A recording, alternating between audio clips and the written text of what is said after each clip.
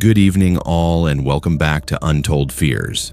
The mountains of Appalachia have stood silent for centuries, their mist-shrouded hollows hiding secrets that most people will never see. But in the small towns scattered throughout these ancient peaks, where cell towers do not reach and the nearest neighbor might be 5 miles away, darkness takes many forms. What happens when a coal mining town begins losing children to something the police refuse to investigate? When moonshine operations conceal horrors far worse than illegal liquor? Or when entire communities vanish from and survivors carried with them like scars that will never heal? If you are new here, make sure to subscribe to Untold Fears for daily true horror content that will keep you up at night. Hit that notification bell so you never miss when the darkness calls. Now, let us step into the shadows of the Appalachian deep woods, where civilization ends and terror begins. The teaching position was supposed to be my fresh start after losing my job in Charleston, a small mountain town with 800 residents, where everyone knew each other and left their doors unlocked, where the biggest concern was whether the high school football team would make playoffs. I moved to Coleridge, West Virginia in August 2019, excited to teach second grade at the only elementary school in town. The salary was terrible, less than half what I had made in the city, but the cost of living was nothing. I rented a 2-bedroom house for $300 a month, something that would have been impossible anywhere else. The town sat in a valley surrounded by the Monongahela National Forest, accessible only by a winding 2-lane highway that snaked through the mountains for 40 miles before reaching anything resembling civilization. Cell phone service was spotty at best. Internet came through old DSL lines that barely functioned when it rained. But the people seemed kind. The principal who hired me was enthusiastic, and I was desperate for a new beginning after the disaster my life had become. I arrived 3 weeks before school started to set up my classroom and get to know the community. The elementary school building was old, constructed sometime in the 1950s, with that institutional architecture that all schools from that era shared. Green tile floors, high ceilings, tall windows that let in too much heat in summer and too much cold in winter. My classroom was on the 2nd floor, overlooking the playground and the dense forest beyond. I spent those 3 weeks decorating bulletin boards, organizing supplies, and preparing lesson plans for 18 students who would be in my care starting September 3rd. The other teachers were welcoming, mostly older women who had taught in Coleridge for decades. They brought me casseroles, invited me to church, and warned me that the kids could be rough around the edges but had good hearts. Nobody mentioned anything unusual about the town. Nobody said a single word about what I would discover. The first day of school went smoothly. My 18 second graders were typical 7 and 8-year-olds, energetic and curious, testing boundaries to see what they could get away with. I learned their names, established classroom rules, and sent them home with welcome packets for their parents. The second day was more of the same, but on the third day, during art time, something happened that I initially dismissed as coincidence. I had given the children construction paper, crayons, and markers, asking them to draw pictures of their homes and families. Standard beginning of the year activity, something to help me understand their backgrounds and living situations. What I got back was disturbing in ways I was not prepared for. 14 of the 18 children drew the same figure in their pictures. Not similar figures. The same figure, a tall, impossibly thin shape standing at the edge of the woods behind their houses. The figure had no face, just a blank oval where the head should be. Long arms that reached almost to the ground. Some children colored it black, others left it as just an outline, but the proportions were identical across multiple drawings. When I asked about it during sharing time, the classroom went silent. Completely silent. 18 children who had been chattering and laughing moments before suddenly stared at their desks, refusing to make eye contact with me or each other. I pressed gently, asking if this was a character from a movie. or a game they all played together. Nothing. One girl, Emma Pritchard, started crying silently, tears running down her face without a sound. I dropped the subject immediately and moved on to math lessons, but the images haunted me for the rest of the day. That afternoon, I mentioned it to Carol Davidson, a fourth-grade teacher who had worked at the school for 30 years. She was in her late 50s, born and raised in Coleridge, and seemed to know everything about everyone in town. When I described the drawings, her face went pale. She looked around the teacher's lounge to make sure we were alone, then leaned in close. "Do not ask the children about that again," she whispered. "Do not bring it up with parents. Just let it go, Grace." I asked why, what it meant, if the kids were being exposed to something inappropriate. Carol stood up, gathering her things. "Some things in these mountains are older than the town, older than any of us. The children know what they know. Best to leave it alone." She left before I could ask anything else. I could not leave it alone. That night, I went through the drawings again in my classroom, laying them out on my desk. The figure appeared in 14 different pictures, drawn by children from different families, living in different parts of town. The proportions were too consistent to be coincidence. Children that age do not have the ability to coordinate their artwork without adult direction. I took photos of each drawing with my phone, then locked them in my desk drawer. Over the next week, I started paying closer attention to the children during recess and lunch. They played normally, laughed and argued, and formed the usual second-grade alliances and feuds. But sometimes, when they thought adults were not watching, they would glance toward the forest, with expressions I can only describe as fearful recognition. They knew something. They all knew something. In my third week of teaching, I started researching the town's history. The public library was a single room in the basement of the community center, staffed by a volunteer who came in 3 afternoons a week. The collection was small, mostly donated books and outdated reference materials, but there was a section on local history. I found newspaper archives on microfilm dating back to 1962, when the Coleridge Gazette started publishing. What I discovered made my blood run cold. The town had an abnormally high rate of missing children, not constantly, not every year, but in a pattern that repeated with disturbing regularity. In 1965, 2 children disappeared within a month of each other. In 1973, 3 children vanished over the summer. In 1982, 1 child went missing. In 1991, 2 more. In 2001, 1 child. In 2010, 2 children disappeared in October. Every 7 to 10 years, children between the ages of 6 and 9 vanished without a trace. The newspaper coverage was minimal and strangely uniform. Each disappearance was reported as a possible runaway or custody dispute. Parents were quoted saying their child must have wandered off or gone to stay with relatives. Police statements were brief, mentioning ongoing investigations that apparently never concluded. I found no follow-up articles, no reports of children being found, no arrests or suspects named. The stories simply stopped appearing, as if the children had been erased from collective memory. I made copies of every article I could find, building a file that documented 12 missing children over a 48-year period. The last disappearance had been 9 years ago, in October 2010.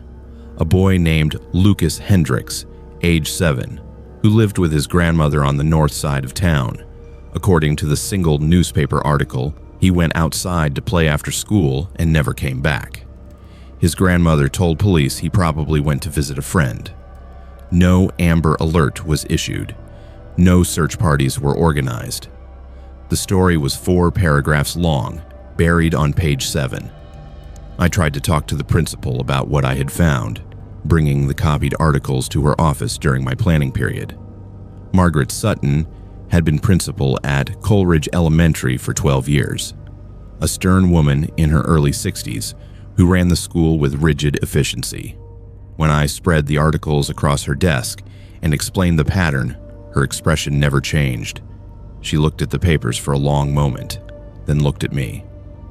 "Miss Whitman, I appreciate your concern for your students, but you need to understand something about small towns. People move away. Families have complicated situations. Children go to live with other relatives. These articles are decades old, and they do not concern your current students or your responsibilities as a teacher.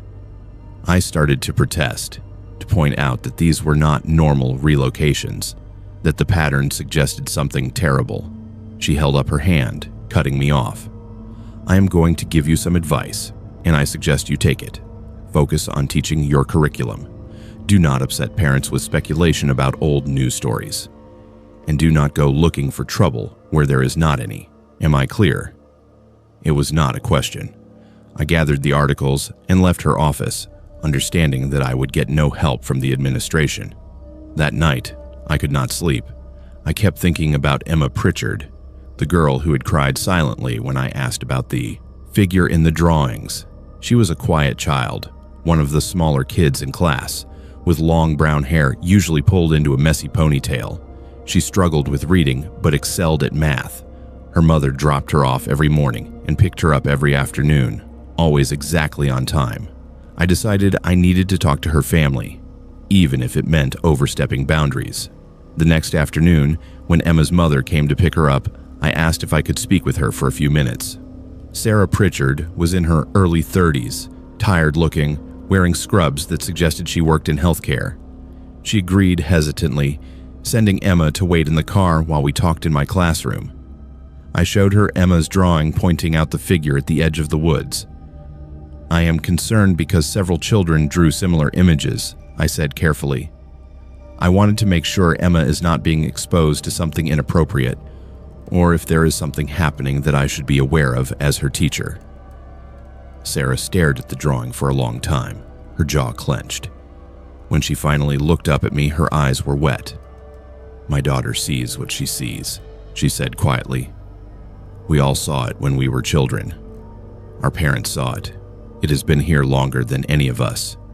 You are new, so you do not understand yet, but you will. Everyone who stays in Coleridge long enough understands." I asked what she meant, what the figure was, why nobody seemed concerned about their children drawing this thing. Sarah stood up, folding the drawing carefully. "Because the alternative is worse. Because asking questions brings attention. Because we do not have anywhere else to go. And if we run, it finds us anyway. 3 families tried to leave over the years. Their children disappeared within 6 months, no matter where they moved. We stay. We teach our children to stay inside after dark. We do not talk about it, and we pray it does not take anyone we love." She left without another word, taking the drawing with her. I spent the weekend in my rental house, door locked, curtains drawn, trying to process what Sarah Pritchard had told me. Some rational part of my brain insisted there had to be a logical explanation. Mass hysteria, shared delusion, a very human predator that the community had mythologized into something supernatural. But I kept coming back to the drawings, the pattern of disappearances, the fear I had seen in the children's eyes. On Monday morning, I went to school determined to find answers. During lunch, while my students were in the cafeteria, I went through their cumulative files in the office. I was looking for siblings, for family histories, for anything that might explain the pattern. What I found was a note in Emma Pritchard's file, written in her kindergarten teacher's handwriting from 3 years earlier. Emma reports seeing a tall figure watching her house at night. Recommends counseling. Parents declined. Similar notes appeared in other children's files. Draws disturbing images during art time. Refuses to play near the woods during recess. Nightmares about something in the trees. Every single student who had drawn that figure had previous documentation of seeing or fearing it. This was not something new. This was something they had been living with for years. That afternoon, I made a decision that would change everything. I contacted the state police, bypassing local law enforcement entirely. I compiled my evidence, the drawings, the newspaper articles about missing children, the notes from student files, and Sarah Pritchard's statement about families who had tried to leave. I sent everything to the West Virginia State Police Criminal Investigation Division, along with a formal complaint about potential child endangerment and a request for investigation into the unsolved disappearances. 2 days later, a detective named Morrison showed up at my classroom after school. He was in his mid-40s, wearing a cheap suit and carrying a worn briefcase. He looked at my evidence for 2 hours, asking detailed questions about the timeline, the children's statements, and the community's response. When he finished, he closed his briefcase and looked at me with an expression I could not quite read. "Miss Whitman, I am going to be honest with you. What you have here suggests a pattern of covered-up crimes spanning decades. I do not know what is happening in this town, but it's not supernatural, and it is not acceptable. I am opening an official investigation. That means you might face backlash from people who want this left alone. Do you understand what you are starting?" I understood. I also understood that I could not live with myself if I stayed silent and another child disappeared. The investigation took 3 months. During that time, I became a pariah in Coleridge. Parents pulled their children from my class. Teachers stopped speaking to me. Someone slashed my tires twice. I found dead animals on my doorstep. The principal recommended I resign and find a position elsewhere. I refused. Detective Morrison was thorough, interviewing families, searching property records, and examining evidence that local police had never bothered to collect. What he uncovered was worse than I had imagined. There was no supernatural figure in the woods. There was something far more mundane and far more evil. 3 children were found alive, held in an abandoned mine system 15 miles from town, accessible through a network of tunnels that connected to several properties in Coleridge. They had been there for months, kept prisoner by a group of men who used the children for purposes I will not describe in detail. The investigation revealed that the disappearances had been covered up by the local sheriff, who was part of the group. Town officials had known or suspected, but did nothing because exposing the truth would destroy the community's reputation and property values. 12 children over 48 years, 3 found alive, 9 bodies recovered from the mines. The trials lasted 2 years. 7 men were convicted, including the former sheriff. I stayed in Coleridge for 1 more school year after the arrests, trying to help the community heal. The children still drew pictures of the figure in the woods, because trauma does not disappear just because the source is removed. Emma Pritchard, one of the 3 children recovered alive, returned to my class in January. She did not speak for months, but eventually she started drawing again. New pictures of gardens and houses and families. No more tall figures at the edge of the forest. I left West Virginia in June 2021, taking a teaching position in Ohio, where nobody knew my name or what had happened in that small mountain town. But I still think about those children every day, about the ones I helped save and the ones I could not, about a community so desperate to preserve normalcy that they sacrificed their own children to silence, and about the drawings that 18 second graders made in those first days of school, trying to tell me what the adults refused to say. I had thru-hiked the Appalachian Trail twice before October 2021, covering all 2,190 miles from Springer Mountain in Georgia to Mount Katahdin in Maine. The first time was in 2009 when I was 32, fresh out of a divorce, and looking for something to focus on besides the wreckage of my marriage. The second time was in 2015, doing a southbound hike with a group of friends. By 2021, I considered myself an experienced long-distance hiker. I knew the trail sections, the shelter locations, the water sources, and the difficult climbs. I had dealt with bears, storms, injuries, and the mental challenges that come with months of walking through wilderness. But nothing in those thousands of miles prepared me for what happened during a 3-day stretch through Virginia, near a section locals call Blood Mountain, a name I thought was just colorful folklore until I understood what it really meant.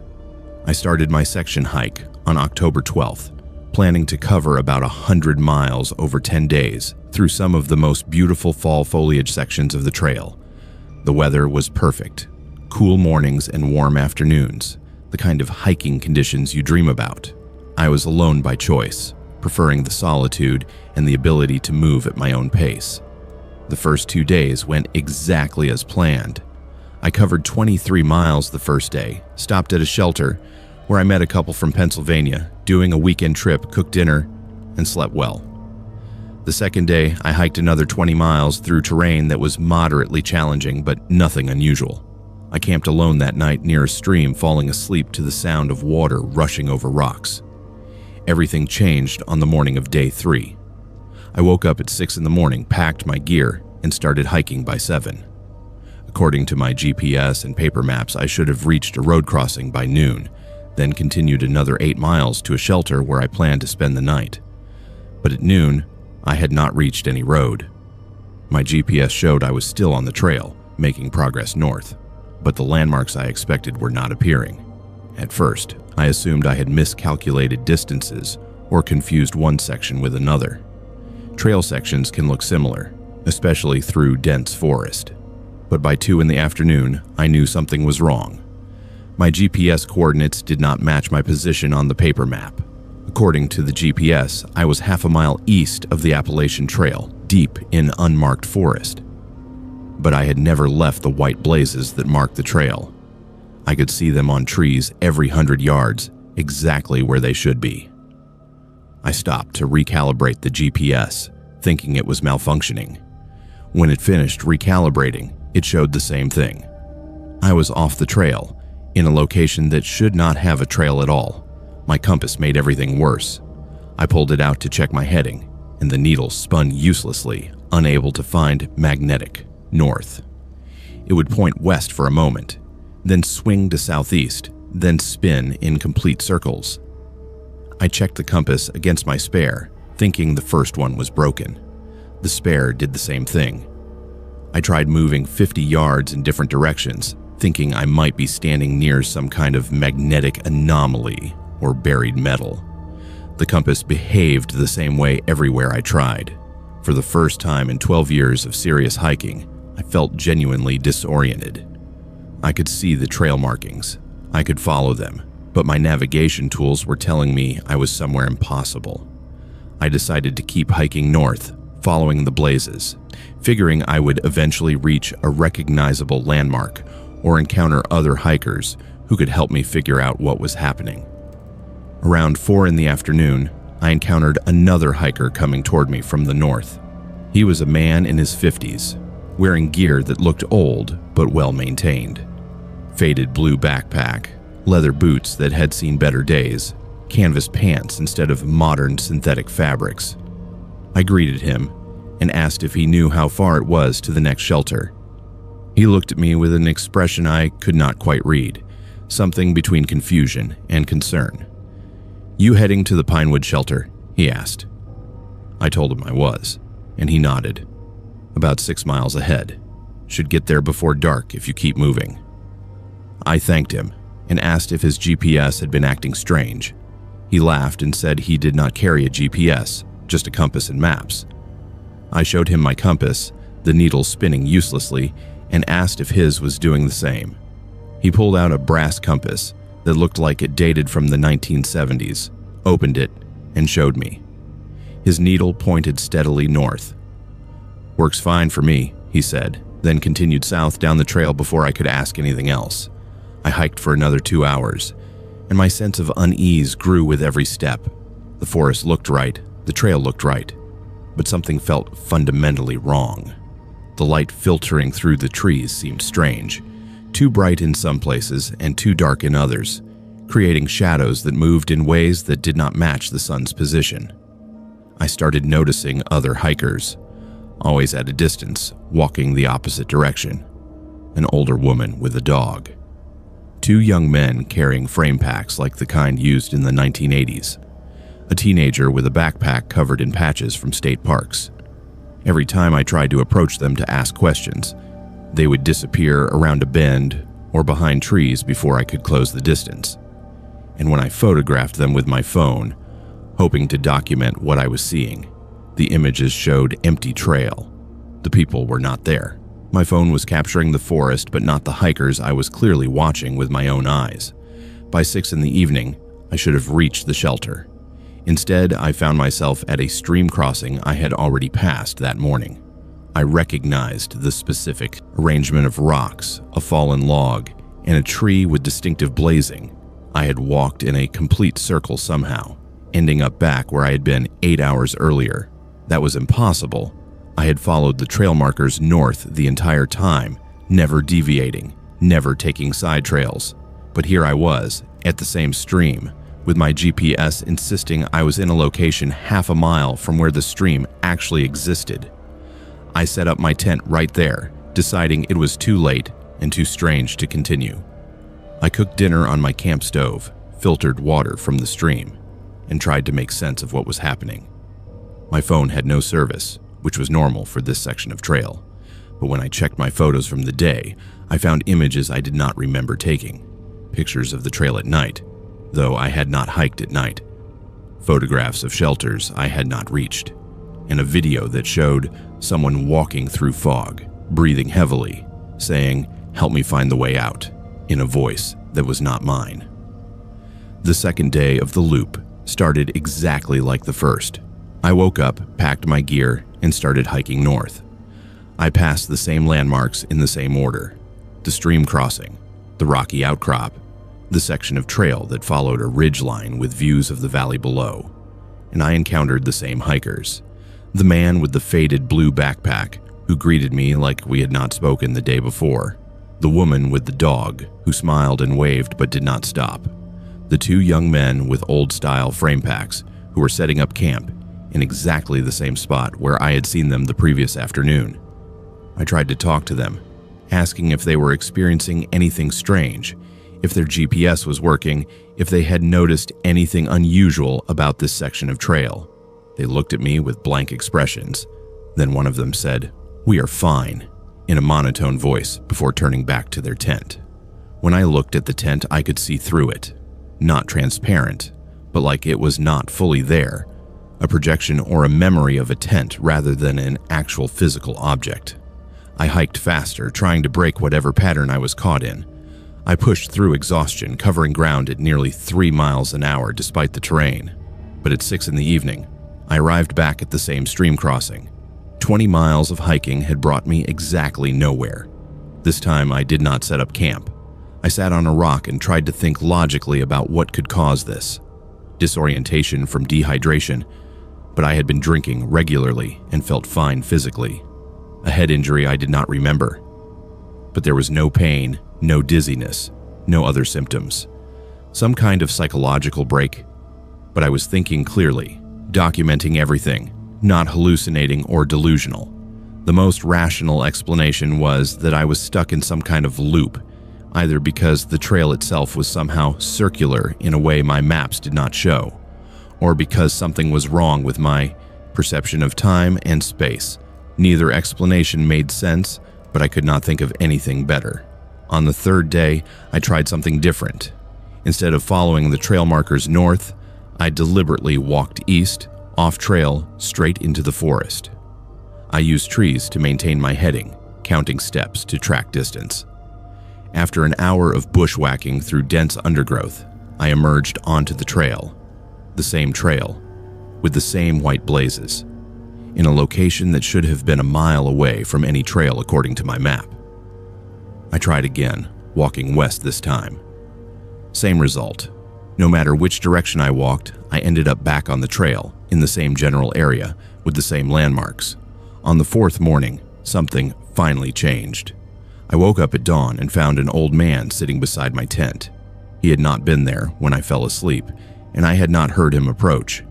He was dressed in clothes that looked like they were from 50 years ago, heavy wool pants and a canvas jacket, smoking a pipe. He looked at me calmly and said, "You're in a thin place. The trail here crosses something old, and sometimes people get caught between. If you want to leave, you need to stop trying to go forward. Go back the way you came." I asked him what he meant, what a thin place was, how he could be smoking a pipe when there was no smoke.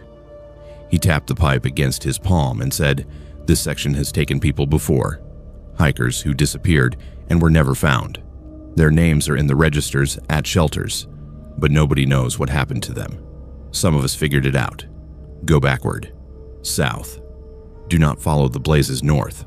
Walk against the trail and you will find the edge." Then he stood up and walked into the forest, vanishing between trees in a way that was too quick to be natural. I packed my gear and started hiking south, retracing the trail in the opposite direction. Within an hour, I felt something change. The light became normal. The compass started working, the needle pointing steadily north as I walked south. My GPS recalibrated and showed I was back on the actual Appalachian Trail.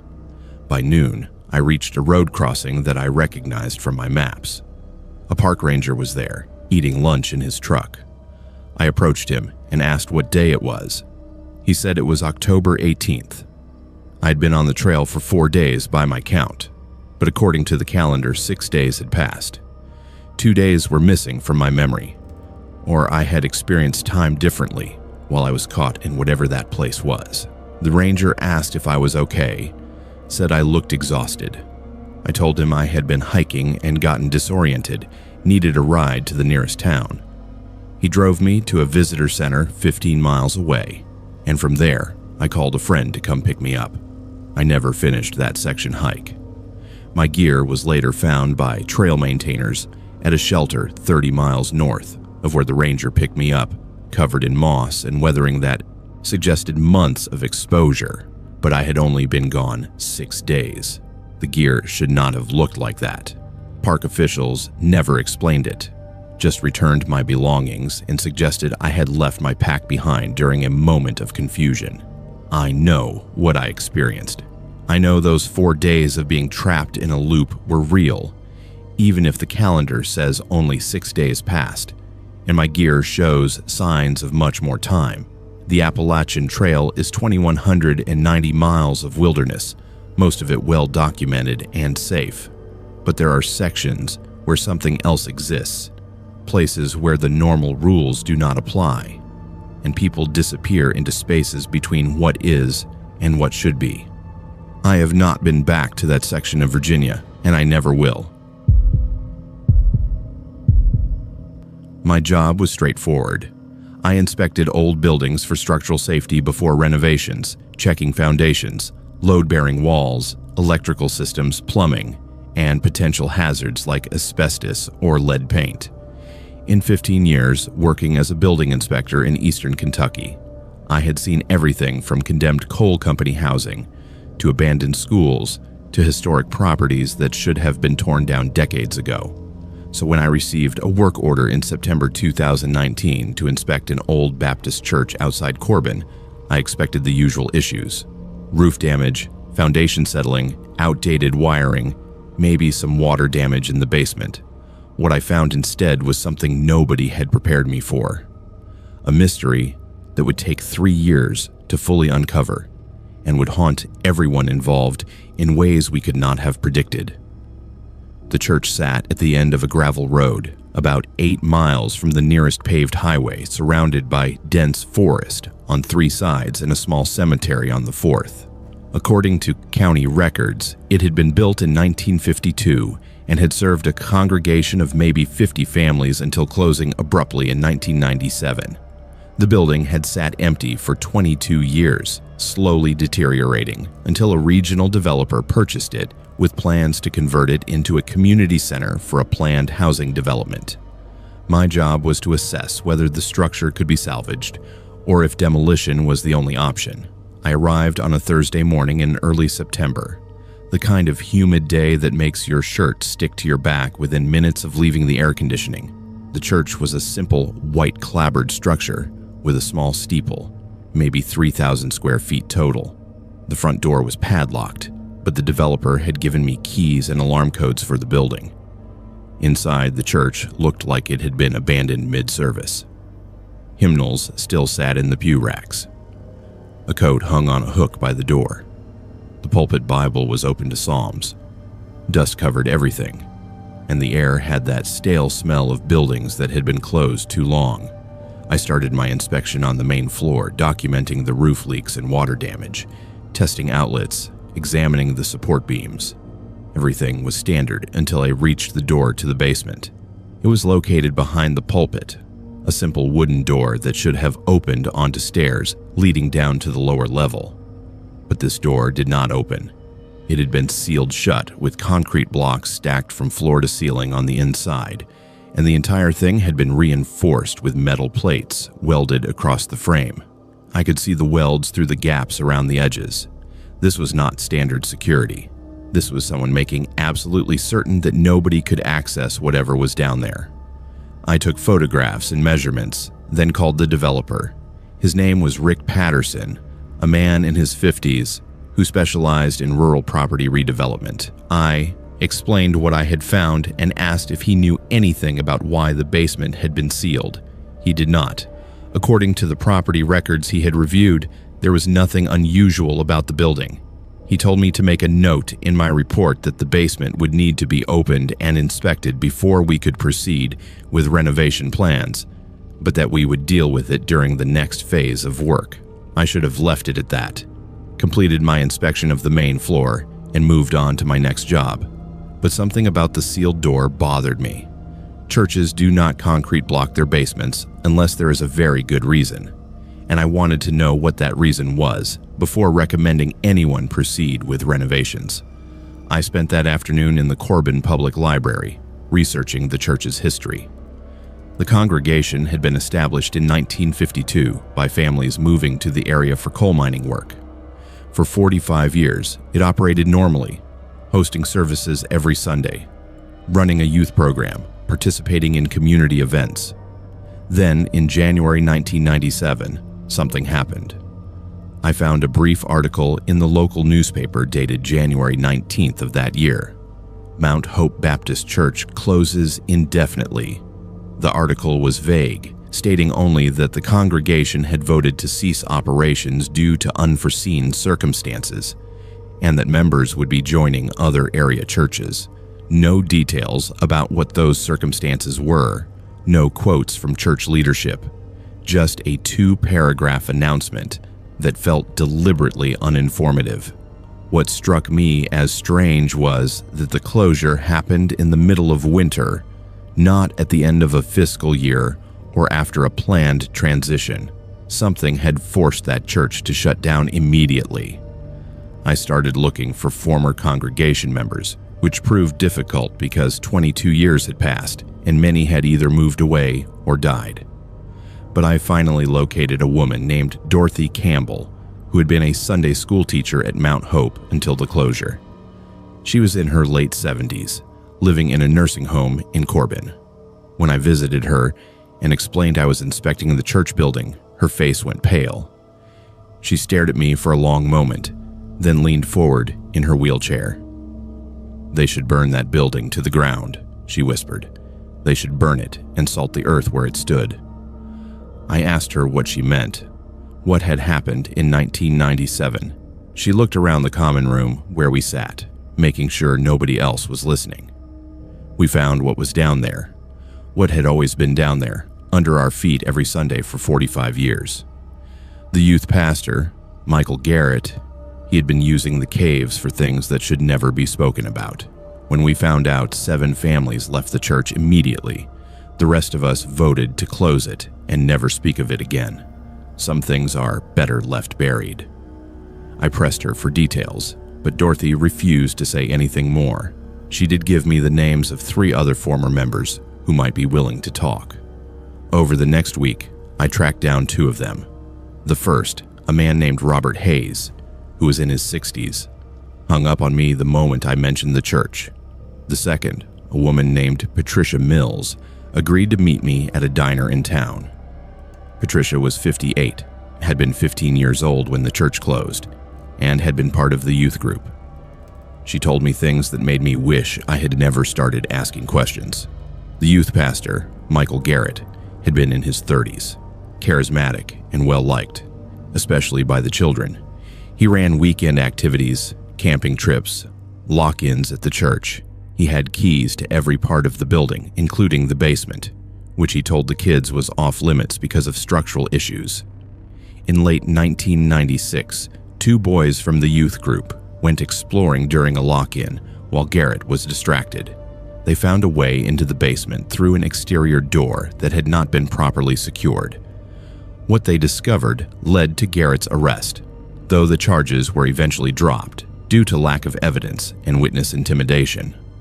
Patricia told me the basement connected to a natural cave system that extended underground for at least a mile in multiple directions. Garrett had been using those caves to hide children he was abusing, sometimes for hours, sometimes for days. The caves had strange acoustics that made screaming inaudible from the church above. He told the children they were in purgatory, that they could not leave until they had been purified, that nobody would hear them if they called for help. Some kids he released after hours, others he kept longer. Patricia herself had been held there for 3 days when she was 13, kept in darkness, given minimal food and water, subjected to abuse that she still could not fully discuss. When the 2 boys found the caves and told their parents, it triggered a scandal that the community immediately tried to suppress. Garrett left town before he could be formally charged. Several families moved away. The church leadership decided the best solution was to seal the basement permanently and close the building. They blocked every entrance they could find, Patricia said. But caves are complicated. There might be other ways in that nobody knows about. That place should not exist. It should not be opened. I reported everything to Rick Patterson, the developer, recommending that the property be thoroughly investigated before any renovation work began. He was frustrated by the delay, but agreed to bring in a structural engineer and law enforcement to examine the basement before proceeding.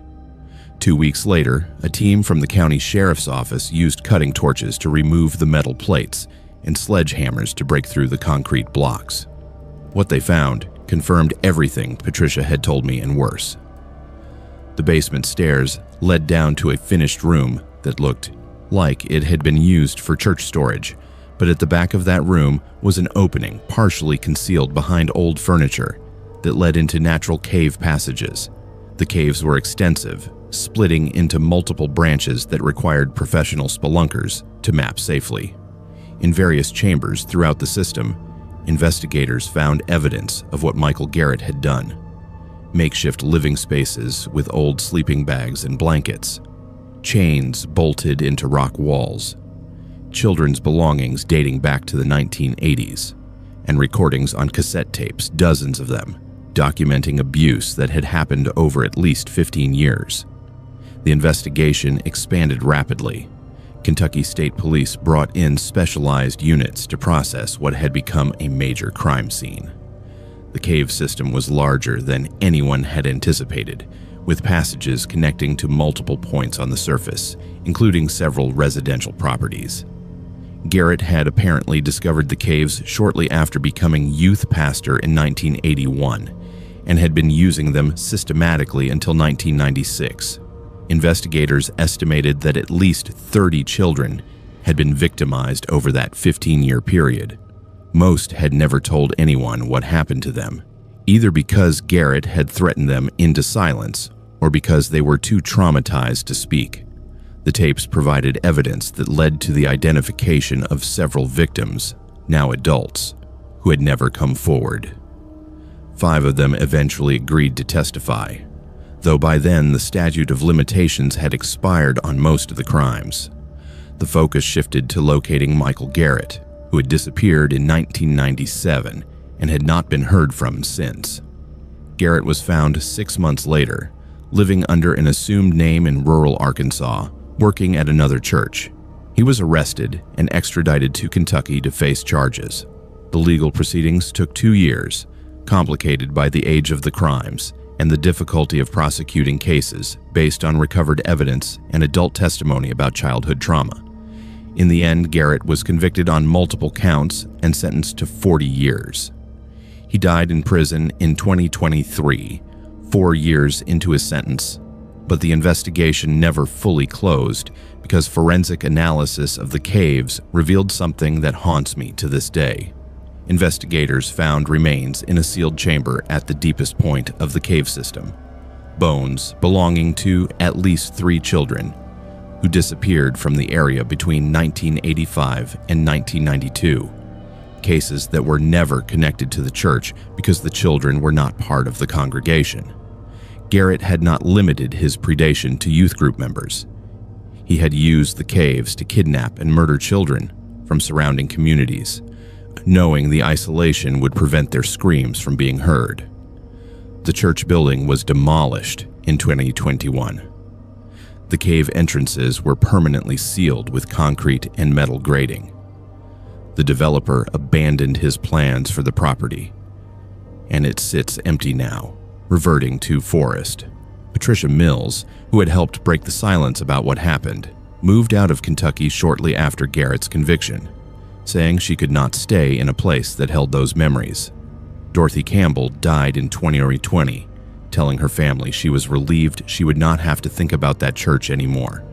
And I left building inspection work in 2022, taking a teaching position at a technical college where I train others to do the job I no longer have the stomach for.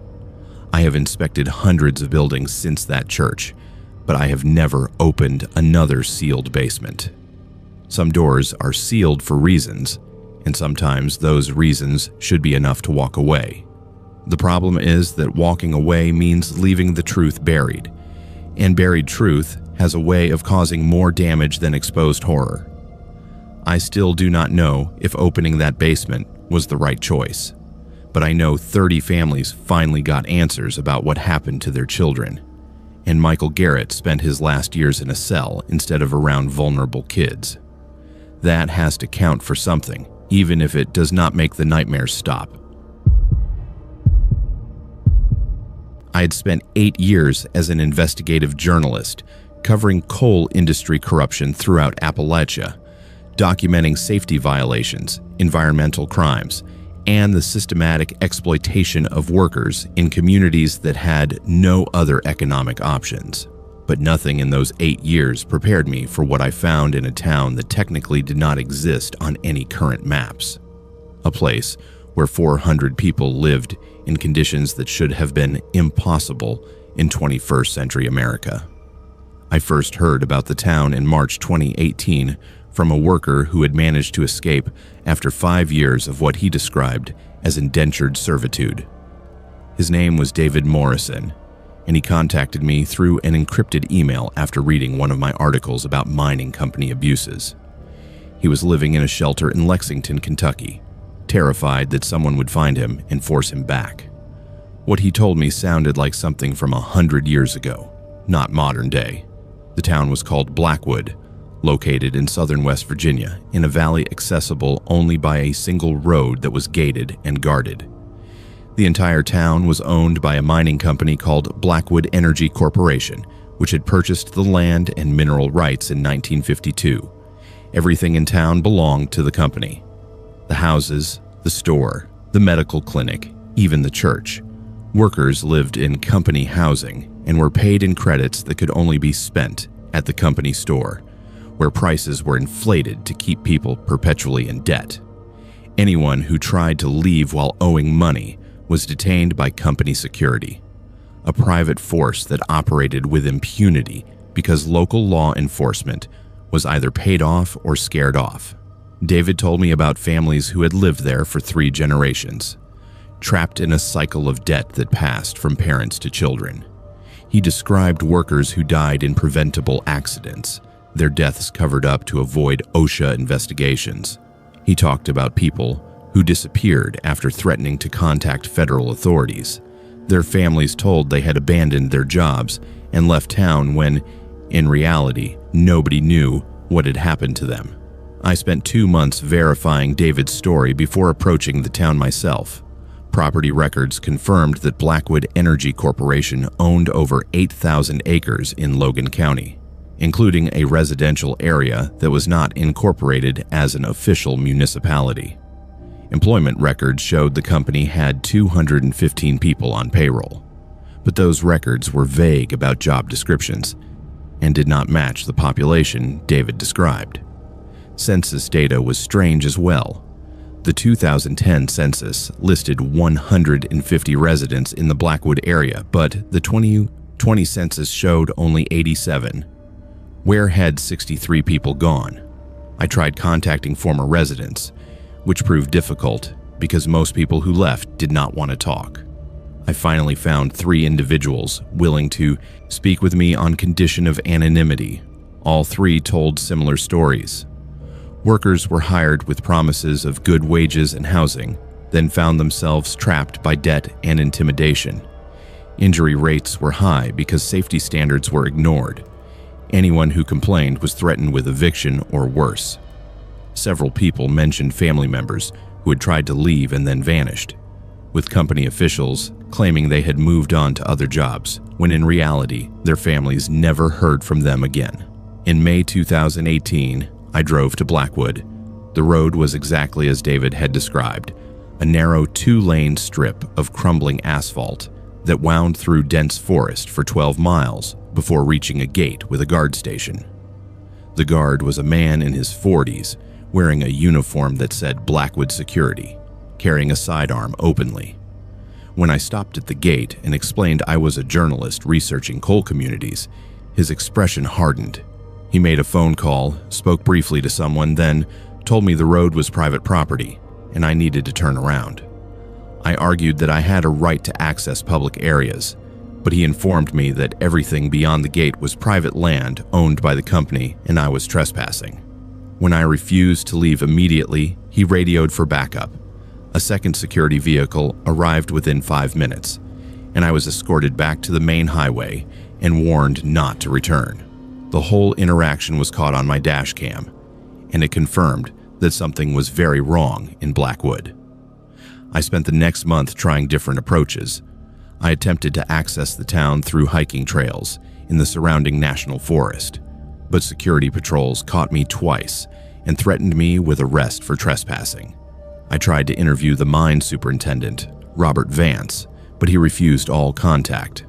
I filed Freedom of Information Act requests for OSHA inspection records, environmental compliance reports, and employment verification documents. What I received back was heavily redacted and suspiciously sparse. According to official records, Blackwood Energy Corporation was in full compliance with all regulations, had no serious safety violations in the past 10 years, and maintained exemplary labor practices. But the documents did not match what David and the other former residents had described. Either the official records were falsified, or there were 2 completely different versions of reality. In July 2018, I received a call from a woman who identified herself only as Sarah. She was still living in Blackwood, working at the company store, and she was terrified. She told me about recent events that had escalated the situation beyond anything I had previously heard. A worker named Thomas Brennan had been seriously injured in a mining accident 3 weeks earlier, losing his left arm when equipment malfunctioned. Instead of being taken to a hospital, he had been treated at the company clinic by someone who was not a licensed physician. The company refused to file workers' compensation claims because doing so would trigger an OSHA investigation. Thomas was told his medical expenses would be added to his debt, and he would continue working in a different capacity once he recovered. When he threatened to contact federal authorities, he was placed under what amounted to house arrest, with security stationed outside his home to prevent him from leaving. Sarah said at least 3 other families were planning to escape, but they were being watched constantly. She begged me to do something, to bring outside attention to what was happening, because she believed people would die if nothing changed. I contacted the FBI field office in Charleston, West Virginia, providing them with everything I had gathered, including testimony from former residents, financial records showing the company credit system, and evidence of what appeared to be forced labor. The agent I spoke with was skeptical at first, but when I mentioned the injured worker being held against his will, he agreed to initiate a preliminary investigation. 2 weeks later, FBI agents attempted to enter Blackwood to interview residents and inspect company records. They were met at the gate by company security and a lawyer who claimed The agents had no jurisdiction on private property without a warrant. The standoff lasted 6 hours before the FBI withdrew to obtain proper legal authorization. During those 6 hours, I received 3 anonymous phone calls threatening me if I did not stop my investigation. The caller knew where I lived, what car I drove, and where my parents resided in Ohio. The message was clear: back off or face consequences. I did not back off. Instead, I published a preliminary article in August 2018 detailing what I had discovered about Blackwood, including testimony from former residents and documentation of the company's attempts to prevent access. The article went viral, generating national attention and pressure on federal agencies to investigate. 3 weeks after publication, I was driving back to my hotel in Charleston when I noticed a truck following me. For 15 miles, it stayed exactly 3 car lengths behind, matching my speed, following every turn. When I pulled into a gas station, it pulled in as well. 2 men got out, both wearing Blackwood security uniforms, and approached my vehicle. I locked the doors and called 911, reporting that I was being followed and felt threatened. The men did not touch my car, but they stood there watching me until Charleston police arrived 20 minutes later. By the time the officers got there, the men had left. The police took a report, but seemed dismissive, suggesting I was overreacting to people who happened to be at the same gas station. The harassment continued for months. My hotel room was broken into twice, though nothing was stolen. My car was vandalized. I received emails containing photographs of me taken from a distance, showing I was being surveilled. The FBI investigation proceeded slowly, hampered by legal challenges from Blackwood Energy Corporation and the difficulty of getting residents to testify while they still lived under company control. In November 2018, something happened that changed everything.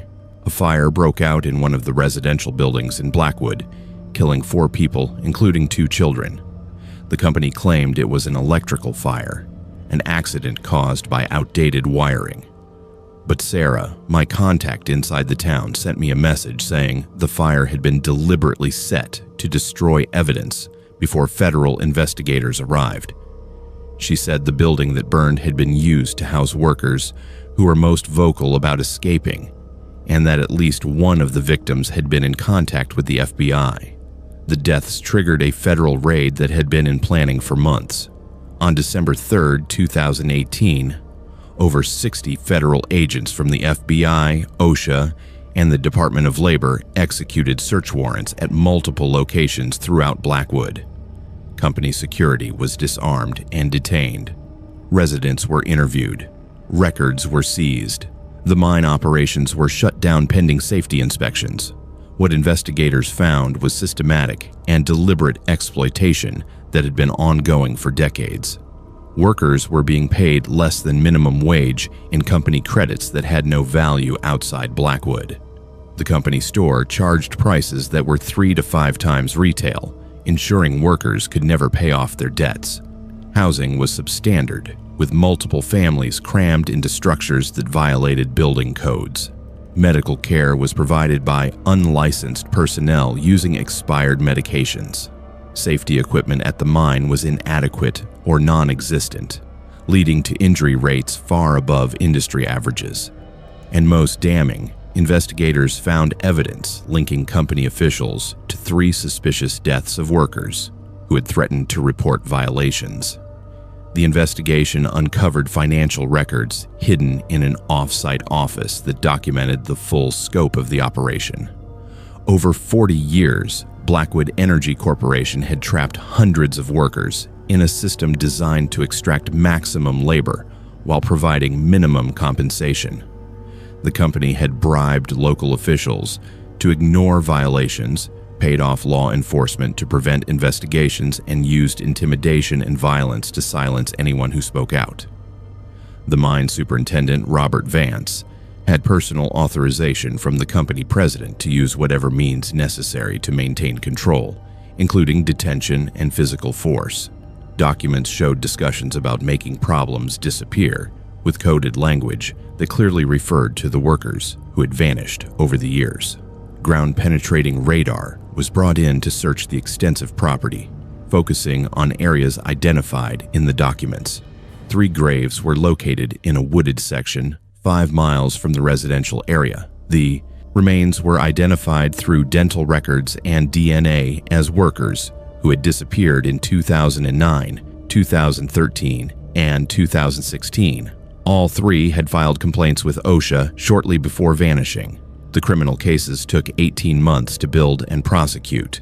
Robert Vance and 4 other company executives were charged with violations of federal labor laws, fraud, conspiracy, kidnapping, and 3 counts of murder. The company itself faced fines totaling $47 million and was ultimately forced into bankruptcy. The town of Blackwood was dissolved. Residents were relocated with government assistance, their company debts forgiven, and offered job training and placement services. Many struggled to adjust after years of isolation and control, requiring counseling and support to reintegrate into normal society. Thomas Brennan, the worker who lost his arm, received a settlement of $2.3 million and became an advocate for stronger labor protections in the mining industry. Sarah, my contact who risked everything to expose what was happening, moved to North Carolina and started a non-profit helping victims of labor exploitation. I won awards for my reporting on Blackwood, including a Pulitzer Prize nomination, but the story cost me in ways that are difficult to quantify. I was diagnosed with PTSD after months of harassment and threats. I lost friendships with people who thought I was obsessed or reckless, and I carry the knowledge that 3 men died because they tried to do what I eventually succeeded in doing, bringing attention to injustice. The difference was that I had resources and connections they did not have, privileges that protected me when I pushed back against powerful interests. The Blackwood case exposed a horrifying reality. There are still places in America where people live under conditions that resemble feudalism or slavery, where corporations wield power that supersedes law, and where isolation allows abuse to continue unchecked for decades. Blackwood was not unique. It was just the one that finally got exposed. I still receive messages from workers in other remote mining towns describing similar conditions, asking for help. I investigate when I can, but the system that allowed Blackwood to exist is still in place, and there are powerful interests invested in keeping these stories buried. I'd been tracking illegal distilleries in Appalachia for 12 years with the Bureau of Alcohol, Tobacco, Firearms, and Explosives. Most operations were small-time, family recipes passed down through generations, producing maybe 50 gallons a month for local distribution. We typically left those alone unless they crossed state lines or started selling to minors. But the operation in Bledsoe County, Tennessee was different.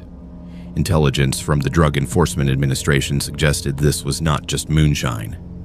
This was a distribution network moving thousands of gallons monthly, with financial patterns that indicated something far more profitable than untaxed liquor. I arrived in Bledsoe County in March 2020, just as the pandemic was beginning to shut down the country. The timing actually worked in our favor. With fewer people traveling and more folks staying isolated, surveillance became easier. Nobody questioned a stranger renting a cabin in the mountains when half the country was working remotely. The target was a property owned by the Keller family, who had lived in Bledsoe County for 6 generations. On paper, they ran a legitimate Christmas tree farm on 200 acres of mountainous land near the Cherokee National Forest. They sold Fraser firs wholesale to garden centers throughout Tennessee and Kentucky, a seasonal business that brought in maybe $60,000 a year, not enough to support the lifestyle they were living. The patriarch, Raymond Keller, drove a new truck every 2 years.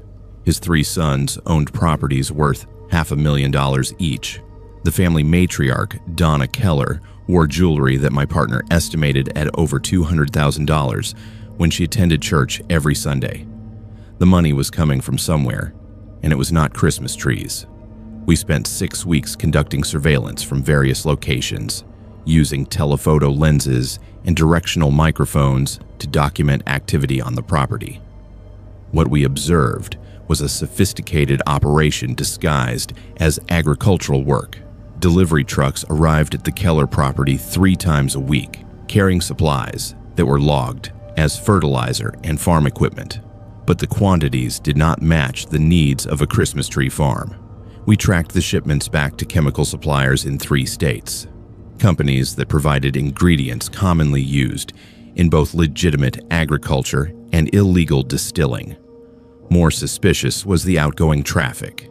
Every Friday night, between midnight and 3 in the morning, a box truck would leave the property and drive to various locations throughout eastern Tennessee. We followed it twice, watching as it made stops at gas stations, convenience stores, and private residences. The driver would go inside for 5 to 10 minutes, then leave without carrying anything visible. The stops were too quick for normal deliveries, suggesting pre-arranged transactions with regular customers. My partner, a DEA agent named Williams, ran background checks on the businesses where stops were made. 17 of the 23 locations had owners or managers with prior drug convictions. This was not moonshine distribution. This was something connected to the opioid epidemic that was devastating rural Appalachia. In late April, we got approval for an undercover operation. I went in as a buyer, using a contact who had purchased from the Kellers before and agreed to cooperate in exchange for reduced charges on his own case. The meeting was set up at a gas station 20 miles from the Keller property, neutral ground, where they could assess whether I was legitimate.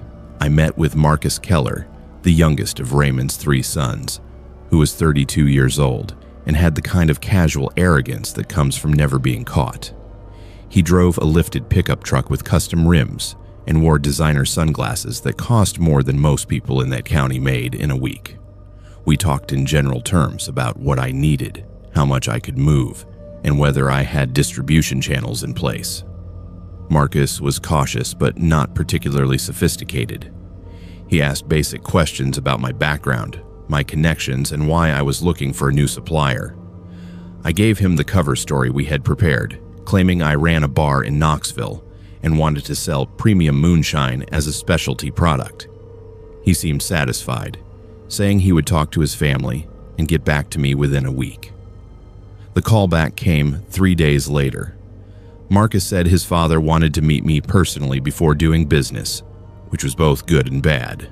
Good because it meant I was getting closer to the leadership. Bad because Raymond Keller was smarter and more paranoid than his son. The meeting was set for a Saturday afternoon at the Keller property, which meant I would be on their territory with no backup within immediate reach. I wore a wire, carried a concealed weapon, and had a tracking device sewn into my belt. My team was positioned 3 miles away, close enough to respond but far enough to avoid detection. I drove up the long, gravel driveway to the Keller farmhouse at exactly 2 in the afternoon, noting the security cameras mounted at intervals along the road. The house was a sprawling ranch-style structure that had been renovated extensively, with new siding, professional landscaping, and a 4-car garage. Not what you would expect from a family supposedly living off Christmas tree sales. Raymond Keller met me on the front porch. A man in his late 60s with white hair and the kind of weathered face that comes from decades of outdoor work. He shook my hand with a grip that was still strong, his eyes assessing me in a way that made it clear he had dealt with the law enforcement before. We sat in rocking chairs on the porch, drinking sweet tea his wife brought out, making small talk about the weather and the pandemic and how hard it was for small businesses to survive. After 20 minutes of this, Raymond leaned back in his chair and got to the point. Marcus says you want to buy product from us. Says you have a bar in Knoxville and want something special to offer your customers. That right? I confirmed the story, adding details about my fictional bar and the clientele I served. Raymond nodded slowly, then asked a question that made my blood run cold. What bar? Give me the name and address. I like to know who I'm doing business with. I gave him the information for the bar we had set up as part of the operation, a real establishment that was cooperating with the investigation. Raymond pulled out his phone and made a call right there, asking someone to look up the business license and ownership records. He was checking my story in real time, which meant the operation was either about to succeed or fail catastrophically. 5 minutes later, his phone rang. He listened, said a few words I could not hear, and hung up. "Looks like you are who you say you are. That is good. I do not do business with liars." He stood up, gesturing for me to follow him. We walked across the property toward a large barn that sat about 200 yards from the house. As we walked, Raymond explained his business philosophy. "My family has been making liquor in these mountains for over 100 years. Started during Prohibition, kept going after it ended because people prefer our product to the mass-produced garbage you buy in stores.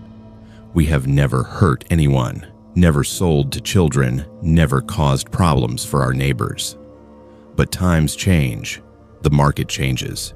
You have to adapt or die." Inside the barn was a distilling operation that was far more sophisticated than anything I had seen in 12 years with the ATF. Stainless steel equipment, computer-controlled temperature systems, and a production capacity that could easily produce 1,000 gallons a week. But that was not what made me realize how wrong our intelligence had been. Along the back wall were 50-gallon drums marked with chemical symbols, and a separate area that looked like a pharmaceutical compounding setup. This was not just about moonshine anymore. Raymond walked me through the operation with disturbing pride, explaining how they had expanded into producing what he called enhanced products. The moonshine was infused with prescription opioids, creating a delivery system that was cheaper and more addictive than pills alone. Customers who started drinking the enhanced moonshine became dependent quickly, creating a captive market that would pay premium prices. The operation was distributing to over 300 locations across 5 states, bringing in an estimated $3 million annually. I tried to maintain my cover, asking questions about pricing and distribution logistics, but my mind was racing. This was not a simple bootlegging operation. This was a major drug trafficking organization that had managed to fly under the radar by disguising itself as traditional moonshining. Raymond seemed pleased with my interest, taking me to an office in the barn where he showed me distribution maps and customer lists. He was meticulous in his record keeping, which would make prosecution easier, but also indicated he believed he was untouchable. "The beauty of this setup," he explained, "is that local law enforcement does not care about moonshine. They grew up drinking it, their daddies made it, and they see it as part of the culture. Even if someone reports us, the sheriff is not going to raid a family that has been here since before his granddaddy was born. And the federal agencies are too busy with Mexican cartels and street gangs to worry about hillbillies in the mountains. We are invisible." We talked for another hour about terms, prices, and delivery schedules. Raymond agreed to sell me 50 gallons a week, with the first delivery scheduled for the following Friday. I left the property with enough recorded evidence to obtain a search warrant and build a case that would dismantle the entire organization. Or so I thought. On Wednesday, 2 days before the scheduled delivery, I was grabbed outside my rental cabin by 3 men wearing ski masks.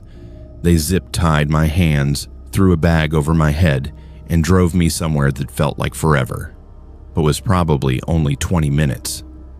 When they removed the bag, I was in a barn that I did not recognize, tied to a chair, with Raymond Keller standing in front of me. "I made some more calls after you left," he said calmly. "Talked to some people who know people. Funny thing is, nobody in the distribution business has ever heard of you. Your bar exists, but you only bought it 6 weeks ago. Before that, you did not exist.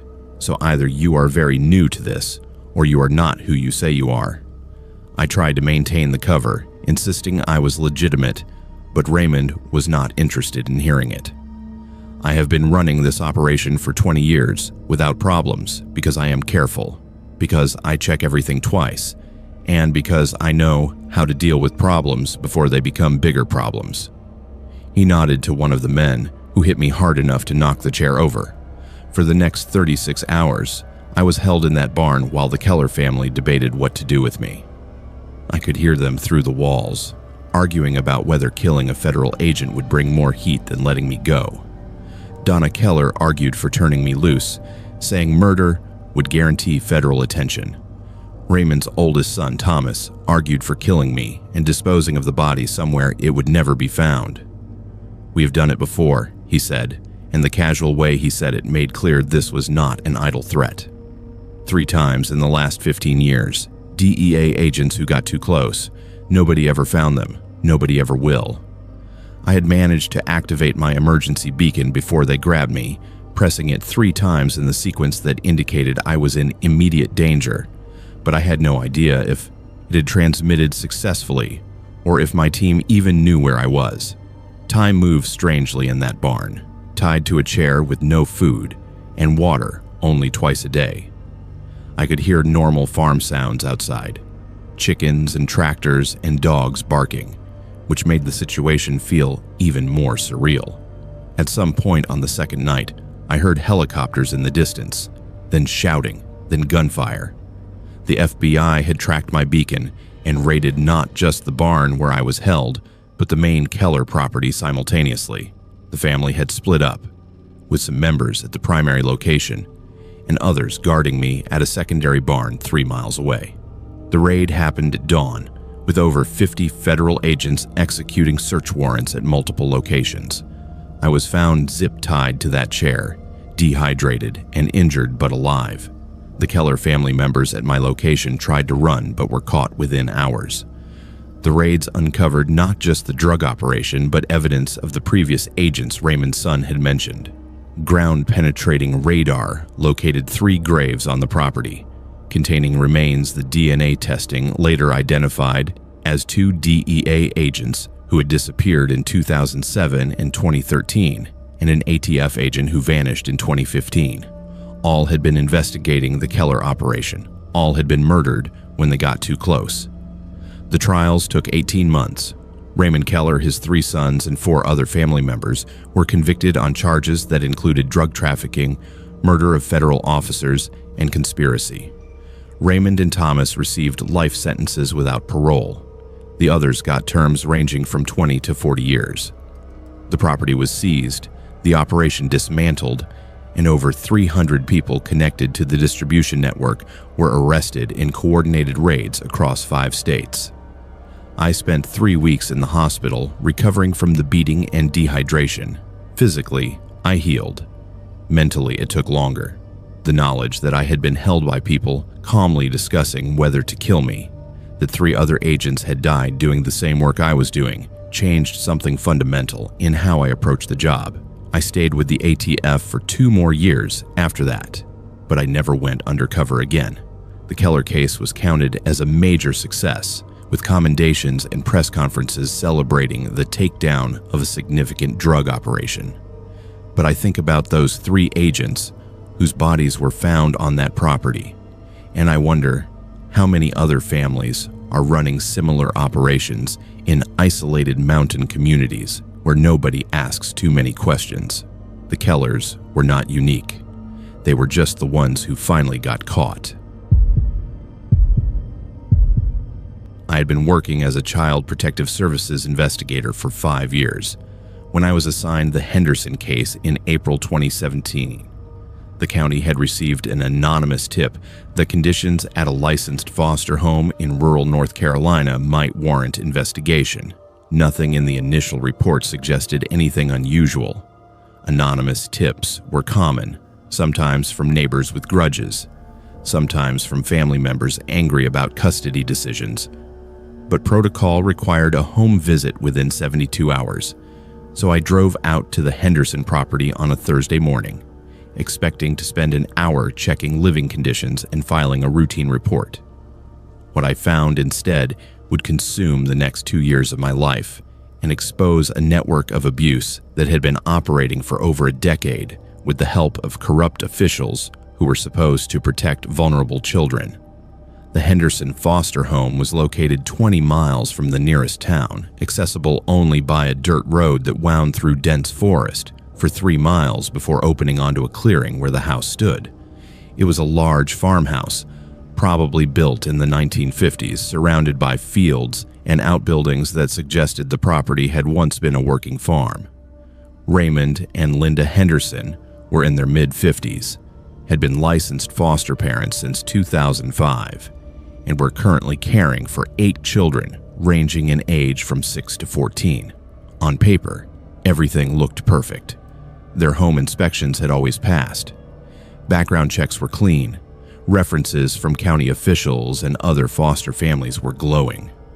But something felt wrong from the moment I pulled into the driveway and saw the children working in the field behind the house, mid-morning, on a Thursday when they should have been in school. Linda Henderson met me at the door, smiling warmly, explaining that the children were being homeschooled and that outdoor chores were part of their educational curriculum. She invited me inside and offered coffee, chatting pleasantly about the weather and the challenges of raising 8 kids. The house was clean but sparse, with minimal furniture and none of the personal touches you would expect in a home where children lived. No toys visible in the common areas, no artwork on the walls, no photographs of the kids. When I asked to see the children's bedrooms, Linda took me upstairs to 2 large rooms, one for the girls and one for the boys. Each room had 4 bunk beds, military neat with identical blankets, and a single dresser. There were no decorations, no books, no personal belongings except for clothes folded precisely in the dresser drawers. It looked more like an institution than a home. The children were brought inside from their chores to meet me. 8 kids ranging from a 6-year-old girl to a 14-year-old boy, all wearing similar clothing that looked worn but clean.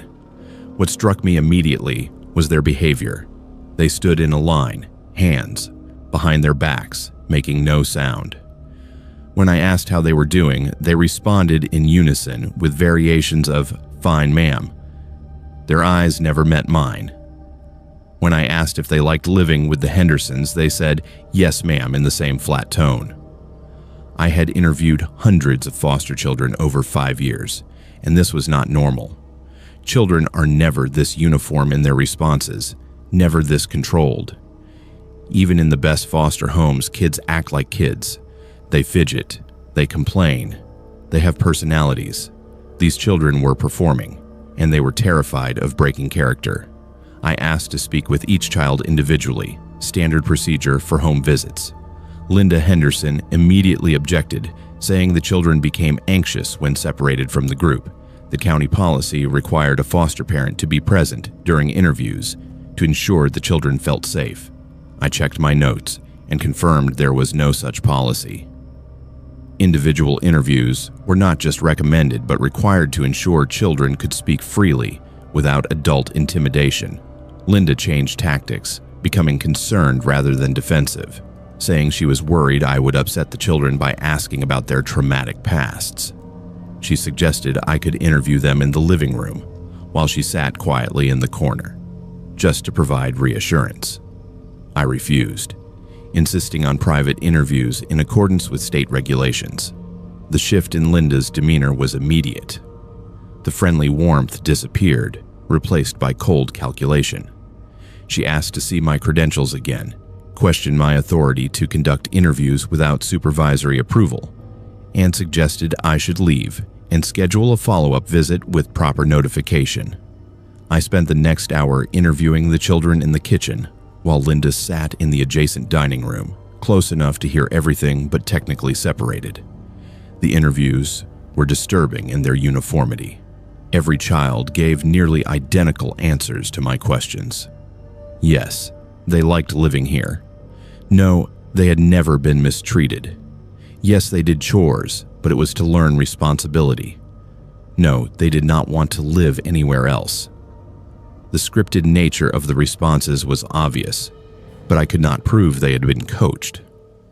What troubled me more was the fear I saw in their eyes, particularly in the older children who understood the stakes of this conversation.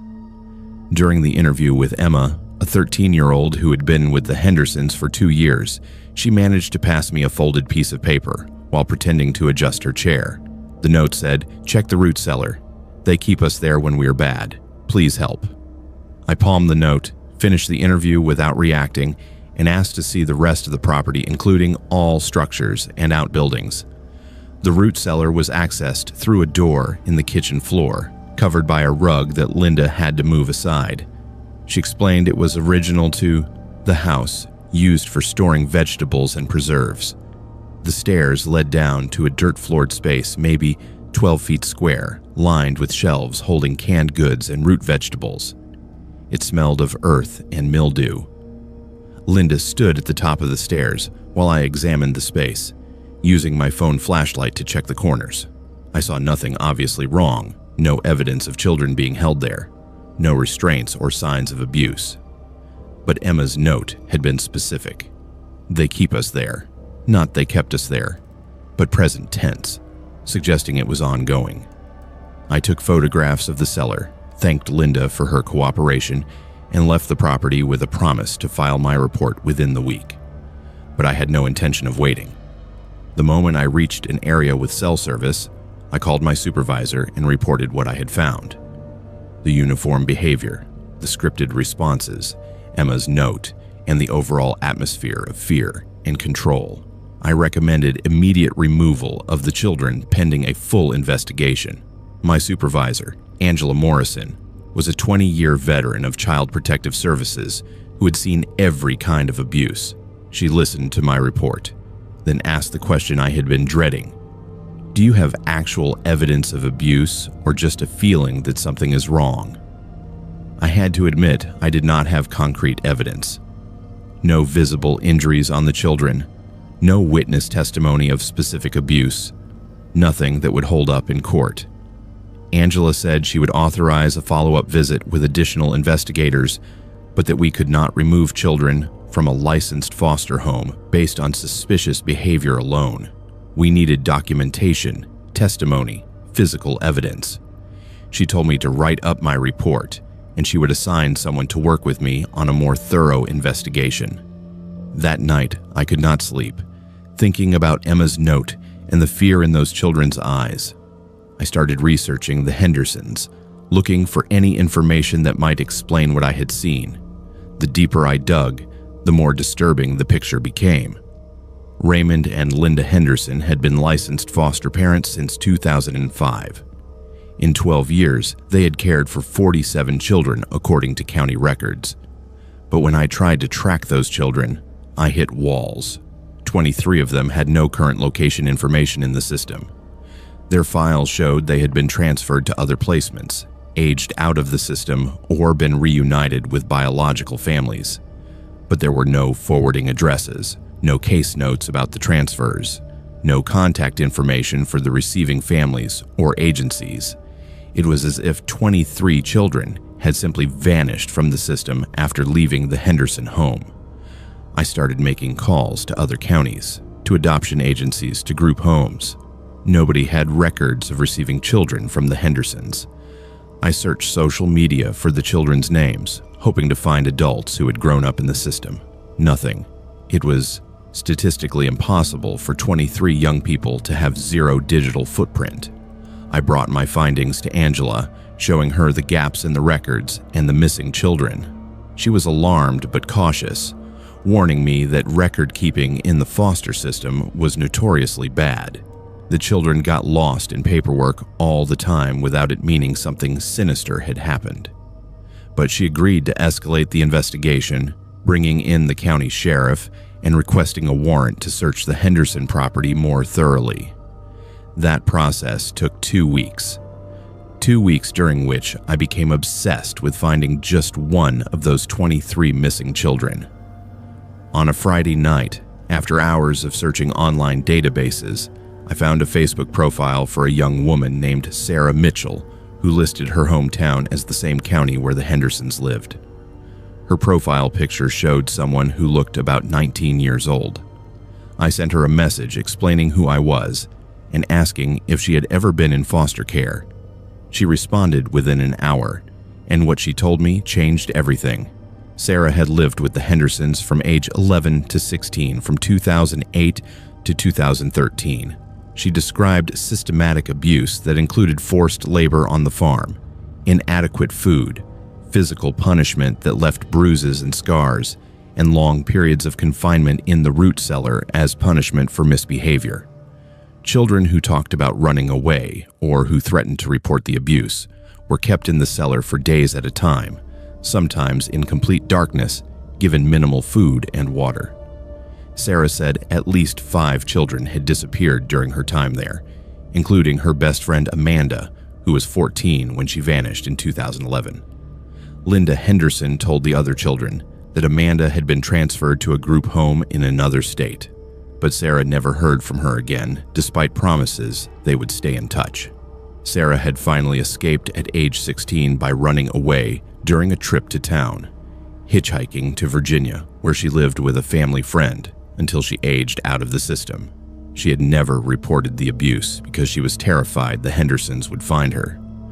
I convinced Sarah to provide a formal statement to investigators, promising we would protect her identity and ensure her safety. Her testimony gave us enough probable cause to obtain a search warrant. On May 23, 2017, 6 weeks after my initial visit, law enforcement executed a warrant at the Henderson property. The 8 children currently in residence were removed immediately and placed in emergency protective custody. The house and grounds were searched for evidence of abuse. What investigators found in the root cellar explained everything Sarah had described. Hidden behind a false wall of shelves was a larger chamber, approximately 20 feet square, with dirt walls and a packed earth floor. In that space were sleeping bags, buckets for waste, and chains bolted to support beams. There was no light source, no ventilation except what came through gaps in the floor above. This was where children had been kept as punishment, sometimes for days or weeks, in conditions that constituted torture. But the investigation went further. Ground-penetrating radar was brought in to scan the property, focusing on areas that showed signs of disturbance. 3 locations produced hits consistent with buried remains. Excavation began on June 1st and continued for 2 weeks. The remains of 4 children were recovered from graves scattered across the 100-acre property. Forensic analysis and DNA testing eventually identified them as children who had been reported as transferred or run away from the Henderson home between 2007 and 2015. The autopsies revealed they had died from various causes, including blunt force trauma, malnutrition, and exposure. The investigation expanded to include other foster homes and adoption agencies that had worked with the Hendersons, eventually uncovering a network of falsified documents and corrupt social workers who had helped cover up abuse in exchange for payments. 7 individuals were arrested in addition to Raymond and Linda Henderson, including 2 county social workers, a foster care licensing supervisor, and 4 other foster parents who had operated similarly abusive placements. The criminal trials lasted 3 years. Raymond and Linda Henderson were convicted on multiple counts of child abuse, kidnapping, and 4 counts of murder. They received life sentences without possibility of parole. The other defendants received sentences ranging from 10 to 40 years. 12 children, who had lived with the Hendersons and survived, came forward to testify about the abuse they had endured. The foster care system in our county was completely overhauled, with new oversight mechanisms and mandatory unannounced inspections. But the damage was done. 4 children were dead. Dozens more were traumatized by years of abuse that should never have been allowed to continue. And I carried the knowledge that if I had not followed up on that anonymous tip, if I had filed a routine report and moved on to the next case, those 8 children would still be trapped in that house. I left Child Protective Services in 2020, unable to continue working in a system that had failed so catastrophically. I now work as a consultant training social workers and foster care agencies on recognizing signs of institutional abuse. Sarah Mitchell, who broke her silence and helped expose the Hendersons, is married now and working as an advocate for foster care reform. We stay in touch. Emma, the girl who passed me that note during my first visit, is in therapy and living with an adoptive family who are helping her heal. But the 23 children who disappeared without a trace, whose records were erased and whose fates remain unknown, haunt me every single day. The 4 we found were 4 too many. The ones still missing, if any, survived, deserve to be found. That investigation taught me that evil does not always look like monsters. Sometimes it looks like a foster home on a farm, operated by people the system trusted, hiding horrors beneath a root cellar that nobody bothered to check. I had spent 30 years maintaining radio equipment for communications towers throughout Appalachia, working for a contractor that serviced everything from commercial broadcast stations to emergency services repeaters to the government facilities scattered through the mountains. The work was solitary and technical, exactly what I preferred after leaving a career in the Air Force where too many people and too much bureaucracy had worn me down. In 3 decades, I had climbed hundreds of towers, repaired thousands of pieces of equipment, and thought I had seen every type of radio installation that existed in these mountains. Then in August 2016, I received a work order that made no sense. Service needed at an AM broadcast station at coordinates that placed it deep in the Daniel Boone National Forest in eastern Kentucky, accessible only by an unmarked logging road. The work order included no station call letters, no frequency information, no contact name, just coordinates and instructions to perform routine maintenance on broadcasting equipment. I loaded my truck with standard tools and spare parts, then spent 2 hours navigating dirt roads that got progressively worse until they were barely recognizable as roads at all. The GPS coordinates led me to a clearing where a small concrete building sat surrounded by forest, with a radio tower maybe 100 feet tall rising from behind it. The building looked old, probably constructed in the 1960s based on the architecture, with no windows and a single metal door that had seen better days. There were no power lines running to the structure, which immediately told me it was running on generators.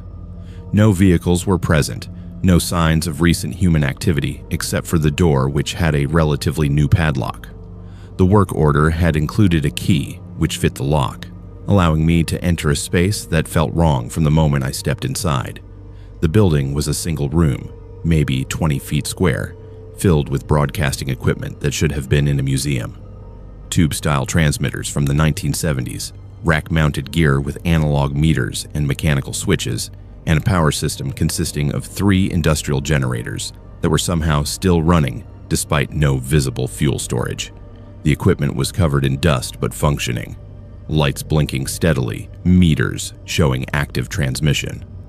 Along one wall was a tape deck, the kind that used reel-to-reel tapes, with a tape slowly turning as it played whatever content was being broadcast. I checked the transmitter frequency and found it was broadcasting on 1520 AM, a frequency in the standard AM band, but one I had never heard used in this area. The transmission was strong, at least 1,000 watts, enough to cover maybe a 100-mile radius, depending on terrain and atmospheric conditions. I started running diagnostics on the equipment, checking voltage levels and signal quality, documenting what needed repair or replacement. While I worked, I became aware of what was actually being broadcast. The tape contained a loop of 1970s-era music, mixed with weather reports and emergency announcements that made no sense.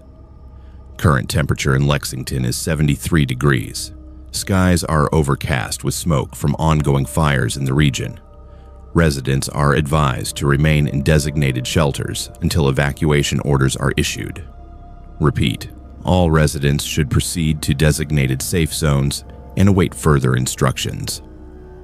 The weather was wrong for one thing. It was August, and the temperature outside was in the low 90s. More concerning were the references to fires and evacuations in safe zones as if some major disaster was occurring. But the announcements were clearly old, recorded decades ago based on the audio quality and the vintage of the voice. I let the tape play for another 20 minutes while I worked, and the content became increasingly disturbing. Between songs, there were recorded messages from people who sounded terrified, giving their names and locations and pleading for help. This is Margaret Foster, broadcasting from rural Route 7 outside of Prestonsburg. We have been sheltering in place for 6 days. Our supplies are running low. If anyone can hear this, please send help. Another voice, male, older. James Whitman, here at the Henderson Farm on County Road 12. The situation has not improved. We are still waiting for evacuation.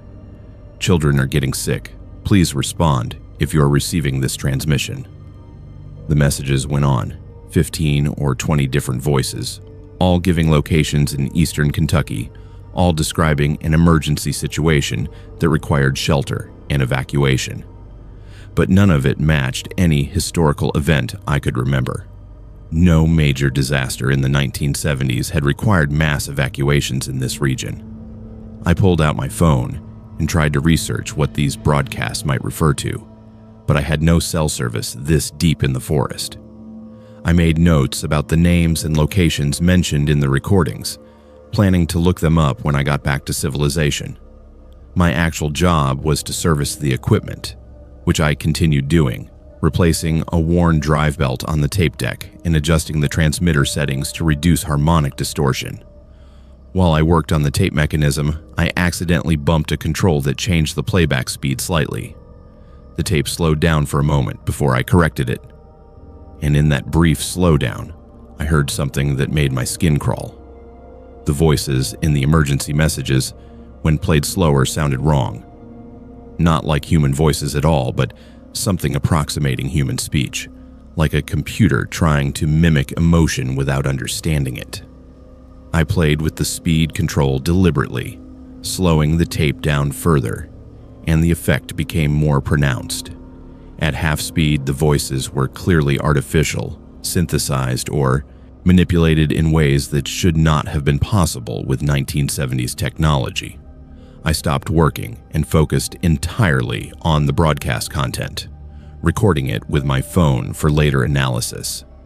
The music was genuine, actual songs from the 1970s that I recognized, but the announcements and emergency messages were something else entirely. As I listened more carefully, I noticed the location names were specific and detailed, but when I checked my Kentucky Atlas, several of the roads and landmarks mentioned in the messages did not exist. Rural Route 7 outside Prestonsburg was a real location, but Henderson Farm on County Road 12 was not. The messages were mixing real geography with fictional places, creating an alternate version of eastern Kentucky that was similar to but not quite the same as reality. I needed to know what this station was, who built it, and why it had been broadcasting this content for decades. I spent the next hour searching the building for documentation, anything that would explain the purpose of this facility. In a metal cabinet bolted to the wall, I found a logbook dating back to 1977.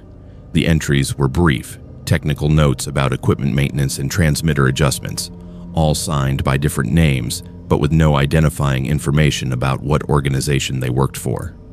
The last entry was dated 1989, a note that said, "Automatic systems engaged, no further manual intervention required."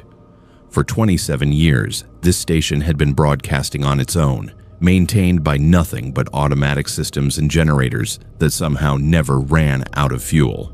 I checked the generators more carefully and found they were connected to underground tanks through pipes that disappeared into the concrete floor. The tanks were apparently large enough to run these generators for decades, or they were being refilled by someone without leaving any evidence of their presence. The most disturbing discovery was a loose panel behind the transmitter rack. When I removed it to check wiring, I found a space containing old files and papers that appeared to have been deliberately hidden. The documents were yellowed and fragile, but readable.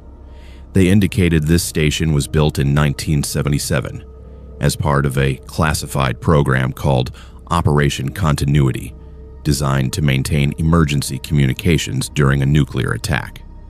The station was one of dozens built throughout rural America, automated facilities that would continue broadcasting even if the operators were killed. The content was pre-recorded messages meant to provide instructions and reassurance to survivors. But what made no sense was the specific content I had been hearing. The messages about fires and shelters and evacuations did not match the scripted content described in these documents. Someone had changed the broadcast material, replacing the official emergency messages with something else. I found a second set of documents deeper in the hidden space, handwritten notes dated between 1977 and 1980, apparently written by one of the original station operators. The notes described a situation that sounded like a Cold War paranoia nightmare. In 1978, during a period of heightened nuclear tensions, the station received an alert that was later determined to be a false alarm.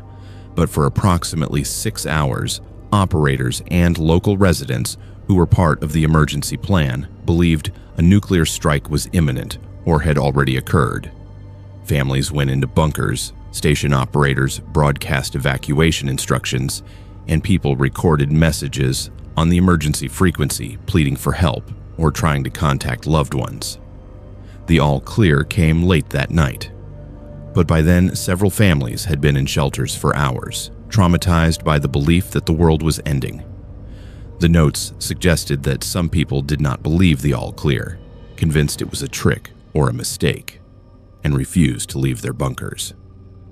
The writer expressed guilt about not following up, about letting the station return to automatic operation without confirming that everyone was safe. The recorded messages I had been hearing were from that night in 1978, captured by the station equipment and somehow incorporated into the broadcast loop. Real people, real fear, preserved for nearly 40 years and transmitted continuously to an audience that probably did not exist. I felt sick thinking about families who had sheltered underground during a false alarm, some possibly dying there if they refused to leave. The notes mentioned specific names, Margaret Foster and James Whitman among them, the same names I had heard in the broadcast. I needed to find out what happened to them, whether they had eventually emerged from their shelters or if they were still down there, remains waiting to be discovered in bunkers that had been sealed and forgotten. I completed the maintenance work, locked up the building, and drove back to an area with cell phone service.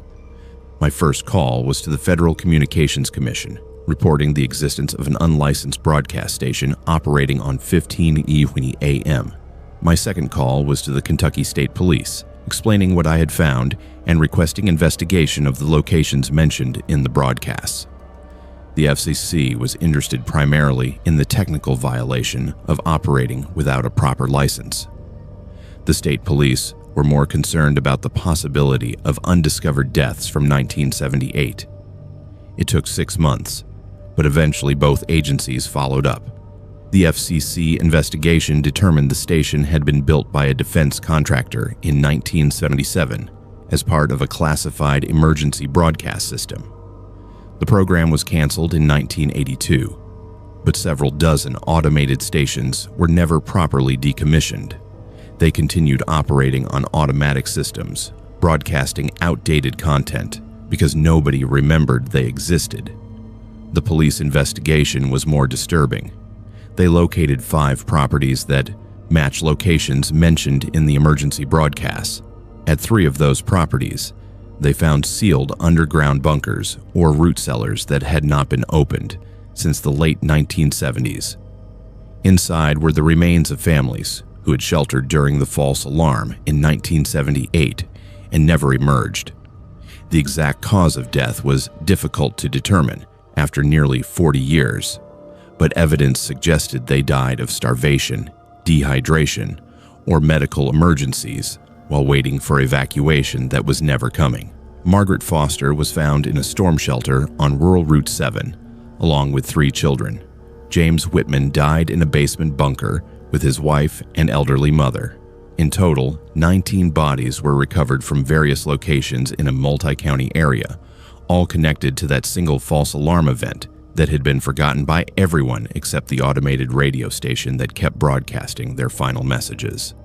The broadcast station was shut down in early 2017. The equipment was removed, the building was demolished, and the frequency was reassigned. But I still think about those families who died underground, waiting for help that never came while a machine faithfully transmitted their pleas for almost 40 years to an audience of maybe nobody. The investigation revealed that after the false alarm was canceled in 1978, authorities assumed everyone had returned to normal life. No follow-up was conducted, no wellness checks were performed. The families who stayed in their bunkers were simply forgotten, and the radio station became their unintended memorial. I left the communications maintenance business in 2018, taking a teaching job at a technical college. I still work with radio equipment, but I refuse to service anything in remote locations without full documentation about its purpose and history. Some equipment should be allowed to fail, and some broadcasts deserve to end rather than continue playing messages from the dead. The furniture factory fire that killed 22 workers in November 2019 was ruled accidental within 48 hours of the incident. Electrical wiring in a building that was 80 years old, sparking an insulation that had deteriorated over decades, igniting wood dust that had accumulated in ventilation systems. The state fire marshal closed the investigation quickly, issuing a report that attributed the deaths to unfortunate circumstances in an aging industrial structure. I was assigned to write the final documentation as a fire investigator for the Tennessee Bureau of Investigation, a formality to close a case that everyone seemed eager to put behind them. But I have spent 15 years investigating suspicious fires, and nothing about this case matched the pattern of an accidental industrial fire. What I found instead was evidence of arson, murder, and a conspiracy that reached into local government at levels that made prosecution nearly impossible until I forced the system to confront what it had been hiding. The factory was located in a small town in eastern Tennessee with a population of about 3,000 people.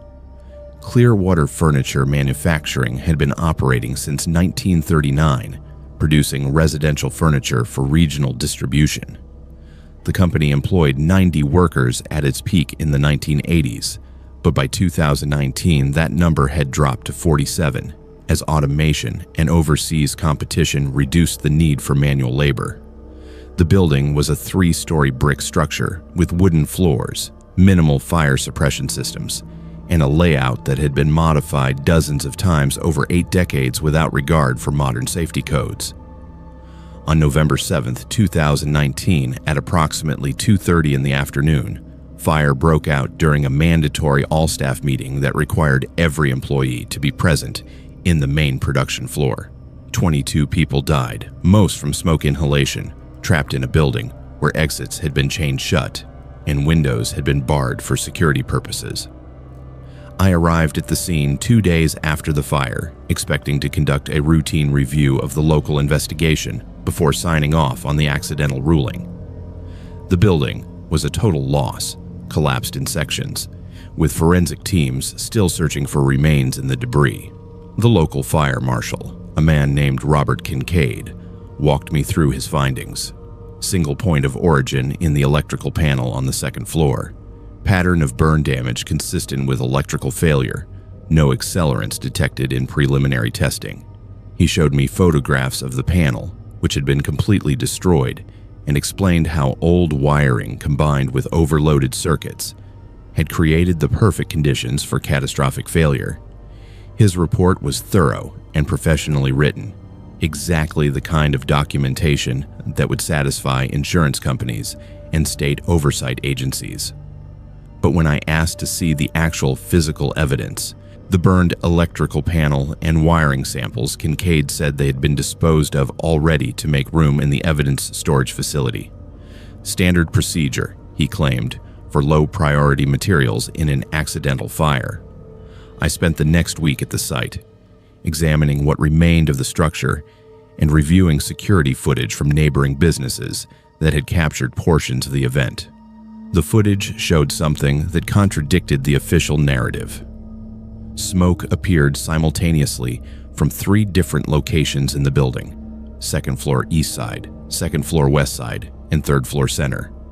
The timing was within seconds of each other, which would be nearly impossible if the fire originated from a single electrical panel. Multiple points of origin suggested either multiple electrical failures happening at the exact same moment, which was statistically improbable, or deliberate ignition using accelerants or timing devices. I collected samples from all 3 locations, areas that had not been tested by the local investigation, and sent them to the state crime lab for analysis. The results came back positive for gasoline residue in 2 locations and kerosene in the 3rd. This was arson, not an accident, and 22 people had been murdered. I presented my findings to my supervisor and requested permission to reopen the investigation as a criminal case. That request triggered a response that made clear I was stepping into dangerous territory. Within hours of submitting my report, I received a call from the district attorney for the county where the fire occurred. He explained that reopening the investigation would cause significant hardship for the victims' families, who had already begun receiving insurance settlements based on the accidental determination.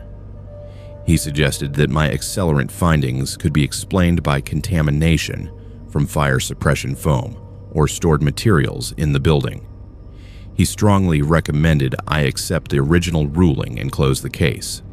When I refused, citing clear evidence of arson and the legal obligation to investigate multiple homicides, he warned me that pursuing this would create problems for my career and my relationships with local law enforcement agencies that the State Bureau depended on for cooperation. I started investigating the factory's ownership and financial situation, looking for motive. Clearwater Furniture Manufacturing was owned by 3 partners, all members of the same family that had operated the business for 80 years.